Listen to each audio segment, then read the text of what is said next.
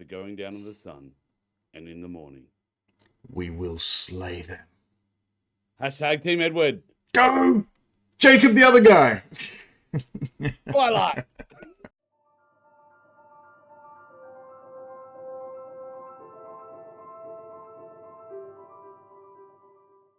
Twilight clerics. These are the people that religiously watch Twilight movies like Luke and I. Like, how good is the Twilight series?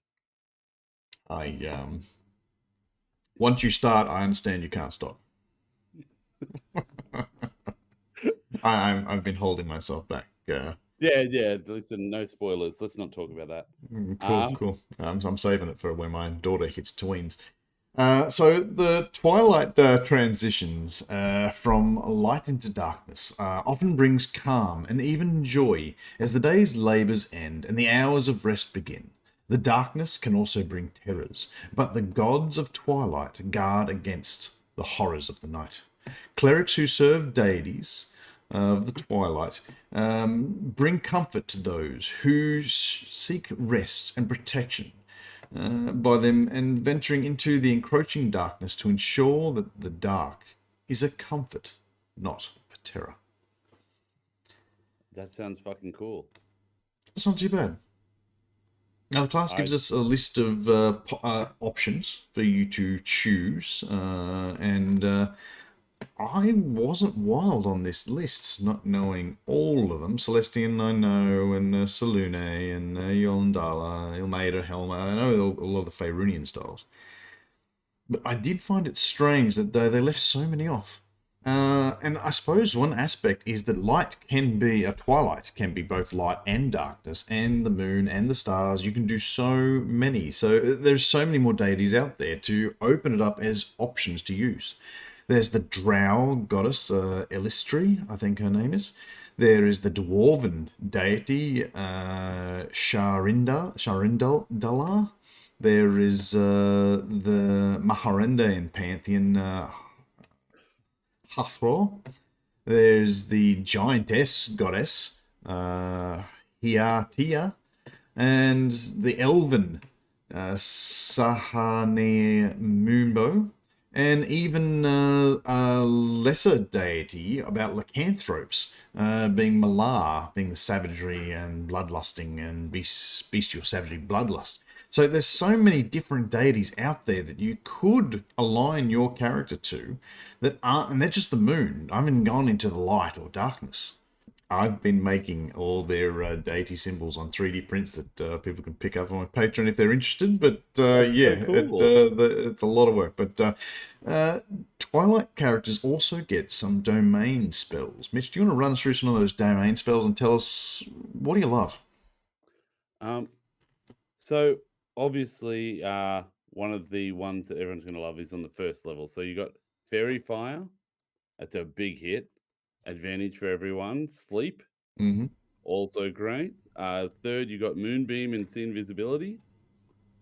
Fifth level, you get Aura of Vitality and Leomund's Tiny Hut. So that's great. Seventh level, you got Aura of Life and Greater Invisibility. And ninth level, you get Circle of Power and Mislead. Wow, you love Mislead. I do love Mislead. And that is 100% right on there with Saluna and the Moon Tricksters and stuff. So big fan of that spell. Of those, obviously Mislead's right at the top. Great invisibility, refracting light, the whole thing. Love it. Also, big fan of See Invisibility because that's a huge part. And yeah, and Fairy Fly. There, which one sort of stands out to you? Hey, you can use Fairy Fire at level 1 or level 20, and it is good either way. Good, so yeah. that and to not have to bother about committing it to memory, fantastic to be there. Same with See Invisibility. I wouldn't want to necessarily put something against it and never come across it. I would feel like I wasted a slot, but have it always there. Great. Fairy Fire, Greater Invisibility, probably your big ones you're going to get so much out of. I used a lot of Moonbeam, funnily enough, but the struggle with Moonbeam is it takes an action to move it, so you kind of need enemies to be stuck in a position to make maximum advantage of Moonbeam. Now, one of my favorite ones on here, just through personal experience, is Aura of Life, because this is a spell that I brought out, just clutch, brought it out for no reason. and then the next combat I was in was against vampires, and this thing gives you resistance to necrotic damage. Your Mhm. hit point maximum can't be reduced, and if anyone gets knocked out or is at 0 hit points at the start of their turn, they go to 1 hit point and get back up. So huge damage, like to the DM's game. But anyways, let's move on. No worries. We get so much at level 1. There is 3 things here I'm looking at, and all of them are great. 4 if you count the spells. 4 if I count, yeah, 4 if I count spells. So, you want to kick us off with some bonus proficiencies there, Mitch? It's a long one. You gain I proficiency know. with martial weapons and heavy armor. And actually a frontline cleric. Yeah, hell yeah. That's third ed cleric shit, that is. That's multi-class shit, that is.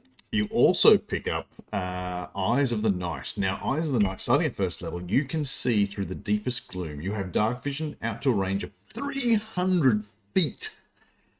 I played this class and gave it out all the time. It was fantastic. In that radius, you can see in dim light as if it was bright and dark as if it was dim. So that's great. As an action, you can magically share this dark vision of the feature with willing creatures you can see within 10 feet of you, up to a number of creatures equal to your wisdom modifier. Minimum of 1. The shared darkness lasts for 1 hour. Once you share it, you can't do so again until you've finished a long rest, unless you expend a spell slot of any level to do it again. That was fantastic. I would share it all the time as we went into the big fight, and 300 feet, we outclassed everything. Yeah. I was interested why they didn't go with the proficiency bonus over wisdom modifier with this one, just so it grows with your ability. But I think for like early level dungeons and that, it's good to have 3 or 4, just so you're not choosing which person is blind, which I think is hilarious. But I'm guessing that's what they went for. Yep. Next one is Vigilant Blessing. So this one, at first level, again, the knight has taught you to be vigilant. As an action, you give one creature you touch, including possibly yourself, advantage on the next initiative roll the creature makes. The benefit ends immediately after the roll, or if you use this feature again. That's amazing. There's no 8-hour limit for that. You literally just touch someone and they have advantage on initiative rolls. The next one it makes. Every fight. Walk up to someone else. You've got it next. Every morning. Yeah. Who are you giving this to? Now, I'm a big fan of sorcerers for this. Sorcerers, they're my big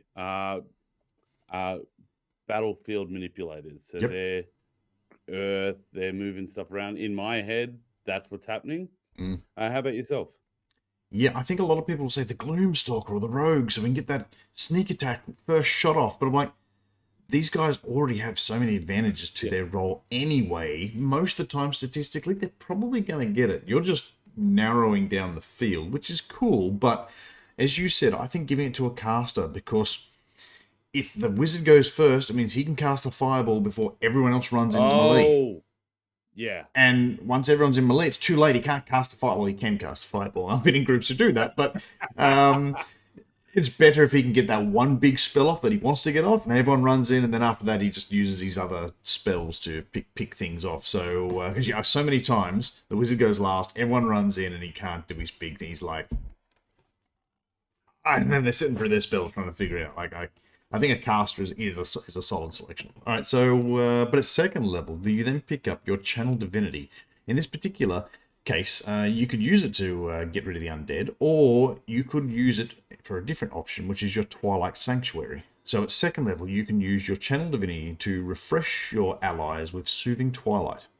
As an action, you present your holy symbol, and a sphere of twilight emanates from you. This sphere is centered on you, has a 30-foot radius, and is filled with dim light.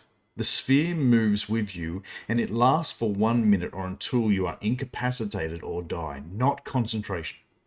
Whenever a creature, including you, ends its turn in the sphere, you grant the creature one of these abilities. So you grant it temporary hit points equal to 1d6 plus your cleric level, or you end one effect on it being charmed or frightened. What do you say, Mitch? I love this. Visually, I love it. I can picture it. Mm, This is like a Gandalfish kind of spell where he's holding up his staff or his weapon, and there's a energy field sort of mm, pulsing. And I just love how scary that would be if they're getting attacked from outside the darkness, but they've created this little pocket of light in the room, and all of a sudden a demon runs in with a sword and attacks and goes out the other side. And they're all huddling together in the light, trying to stay alive as an arrow flies through. I like Visually, I thematics. love this. I love this so much. Mm. I would only just look into question. If you're in daylight, then all of a sudden you pop this thing and you fill a 30-foot with dim light, being twilight emanating from you. Does it replace the daylight, or does it add to the daylight, making it brighter, not actually making it twilight or dim light? So check with your DM on their interpretation of that. I could see it going either way and be that's a pretty fair call because the way it goes. But I mean, you start getting high. I've kept barbarians going, but I keep giving everyone those 10 hit points every round. And I guess it's Yeah. up for you to decide. I've got one player who's playing a Twilight Cleric where he rolls it once, and whatever he rolled the first round, that's what everyone gets every round after. Or when I played it, I rolled it every round to see, all right, if you're in my sphere this round, you get this much. So figure out which one you're going to go with, lock it in, and then stick with that and play the game. Great Channel Divinity. Fantastic. Moving on to Steps of Night. We've got this. Starting at level 6, you can draw on the mystical power of night to rise into the air. As a bonus action, when you're in dim light or darkness, you can give yourself a flying speed up to your walking speed for 1 minute. You can use this bonus action a number of times equal to your proficiency bonus and regain all expended uses when you finish a long rest. Hell yes. And this is why I would rule that yes, you can do it in broad daylight, Mm-hmm. and it just darkens that area Mm-hmm. because everything within that circle is now dim light. So around it, contrast, it would look bright on the outside, and inside it's dark. It's Mm. almost like playing an evil cleric, and the darkness is coming out from you and pushing against the light. So I love this visual again, and rising up into the air in daylight with a dim light around you would be pretty cool.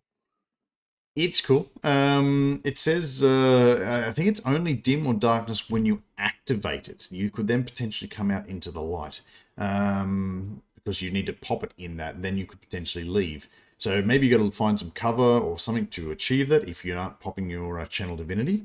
Or if people aren't reading it like that and are thinking if you come out into daylight, it stops. If someone casts daylight around you and all of a sudden you fall out of the sky because daylight was popped. So yeah, clarify with the DM, but make sure you both understand the reading of this. And like, you've only got to activate it in dim light or darkness, and after that, you should be able to then leave and come on out.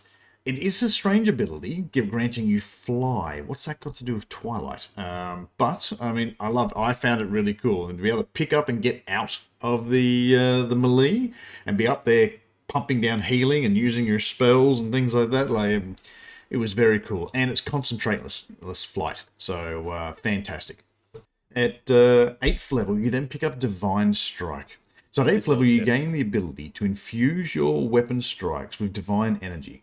Once on each of your turns, when you hit a creature with a weapon attack, you can cause extra damage dealt, being 1d8 radiant. And when you reach level 14, that becomes 2d8 radiant. So I get radiant energy, it ties in, it keeps your damage up with at least other classes and things like that doing it. It's not your big one, since your spells, your cantrips are probably doing 2D whatever at this tier. But handy to have other options. You never know when it's going to be handy, and I was happy with it. It was a good ability. Yeah, it does what it says it'll do. Sorry, it is really weak, isn't it? Poor thing. Yeah, good work, darling. You did an extra D8 at 14th level. Good job. Bit of radiant vulnerability might come in and make it a little bit more, which adds to your cleric side. So kind of cool. Twilight Shroud. At 17th level, the Twilight that you summon offers a protective embrace. You and your allies have half cover while in the sphere created by Twilight Sanctuary. And that's in addition to the healing Hmm. and ending one effect of Charm or Frightened. So that's pretty amazing. Like +2, it's similar to one of the fighters level 17 ability, where basically you're giving an extra +2 AC, and that is Mhm. huge. It's getting partial cover to so many people. I think the Artificer cannon can also do it at high level as well, off the top of my head. Yep. So yeah, and it's a great little bonus because yeah, you could say it gives someone a +1, but they might already have +1 from magic item and things like that. This may not stack with other items depending on how you do armor classes and such. But this people normally don't have cover bonuses, so this is cool. Nice little thing. You're getting hit points and now AC, so great. Adds up nicely. Mitch, what do you reckon? Good, bad? I love this. I already know what I'm going to do for my character concept, Yep. but realistically, this is staving off the darkness. You could be the bulwark that people crowd around in the magical darkness. You're gifting people the ability to see in darkness Mm. for 1 hour. So it's one of those things you got to use your time carefully. It's going to be managed.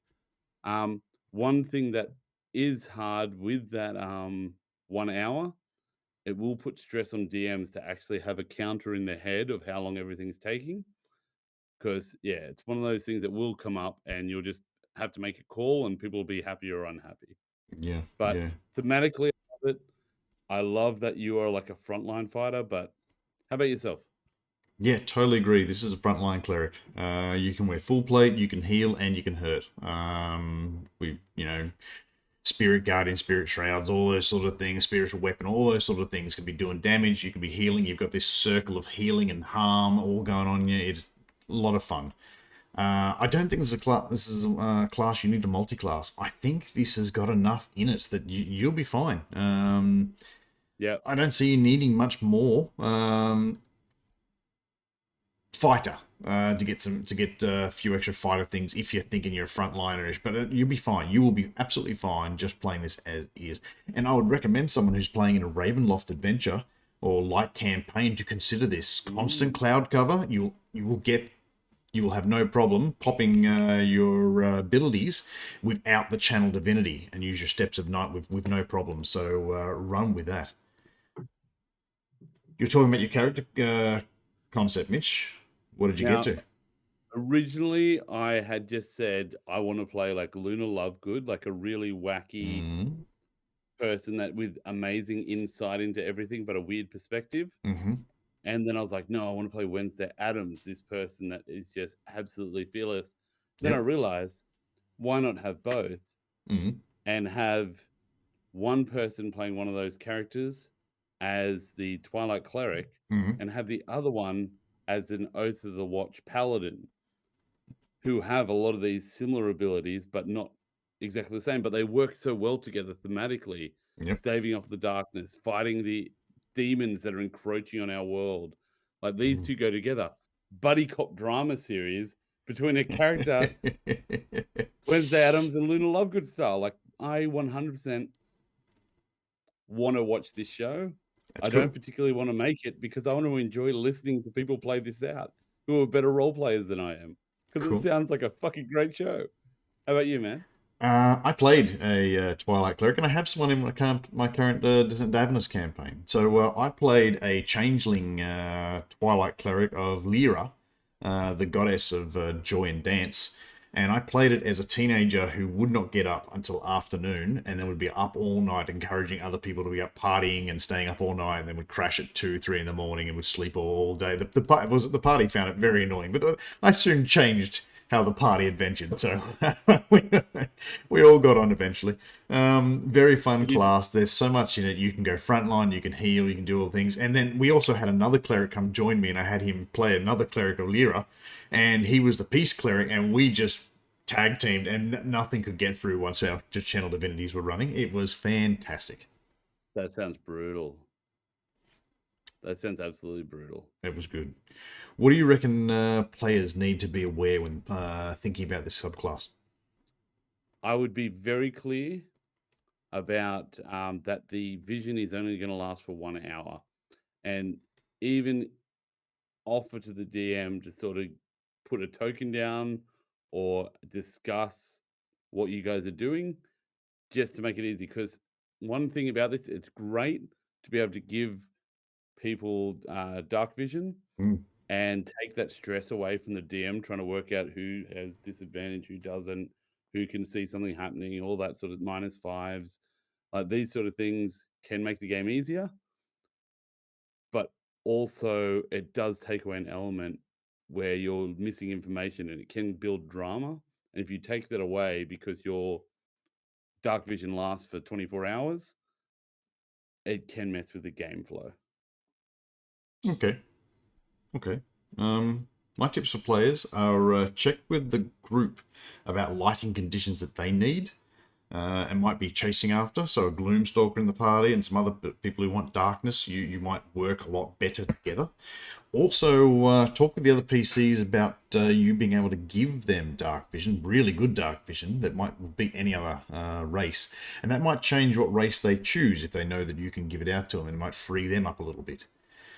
Check with the DM on the interpretation of that Twilight Sanctuary working with Steps of the Night in daylight, and make sure you're both happy with where you're sort of sitting on that. This is a great one for people who are going to dungeon crawl, because it's dark down in dungeons a lot of the time, so this should not limit your abilities.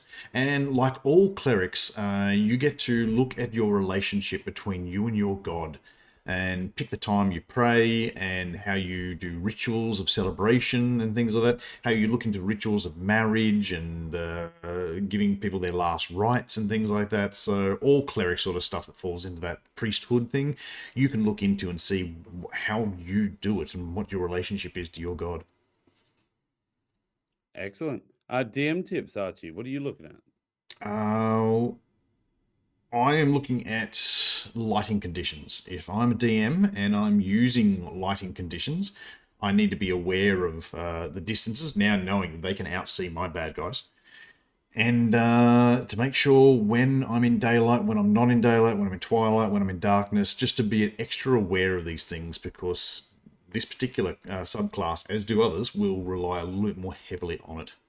And then the next one is to make sure you find out what deity that the player has chosen, or to help guide them towards a deity that might be suited for the campaign, and make sure you know enough about the deity, because you're going to have to role play this. Like same with warlock and patrons, you have to develop that relationship, and that's what they're after. That's what I found. A lot of players are after that relationship. So talk to them about what they want and what you have for your campaign, what gods you're using, and how you're going to blend that in. How about you, Mitch? Anything else for DMs? I would say that thing I mentioned earlier about the Twilight Sanctuary. Mm-hmm. Build an encounter where they walk into a giant cavernous hall. Mm-hmm. Magical darkness befalls them. Twilight Sanctuary brings up a 30-foot radius sphere Mm-hmm. and have enemies firing through it and dashing through, and they just have that limited field of vision inside the magical darkness. Just blackness far It sounds beyond. epic, and literally just have like a demon run through and slice one of them and out the other side. Just or like a whole heap of fly through attacks from birds, and oh my god, it'd be horrific.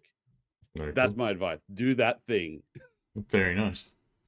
All right, well, that brings us to the end of another class. Thank you, Tashes, for giving us these things. They are great Tasha's subclasses. One of the best books for subclasses, isn't the patron saint of D&D, not just monks or warlocks or sorcerers. it?